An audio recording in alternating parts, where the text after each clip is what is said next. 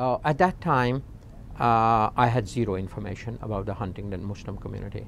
It was only after I came here that there was a bunch of about 30 students from Malaysia, and 2 or 3 of them were actually in my classes.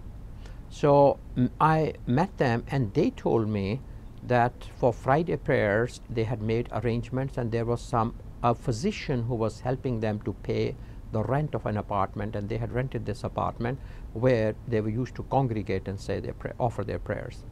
So I went there, and I then realized that there were a few, maybe 3 or 4 other Muslim physicians in this area. So I, as a matter of fact, called a meeting about a year later. I called the first meeting of Muslim people working in this area, aside from students, you see. And I formed the Muslim Association of Huntingdon. The first thing we did was we rented an apartment, and everybody started paying a small sum of money. And then we went on to another apartment. It was a little bit better on 8th Avenue, I think it was.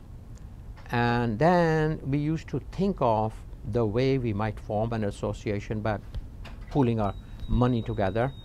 And it was going to be a long slog. But there was a very generous member of the Muslim community here. He came from Syria, and he was a physician.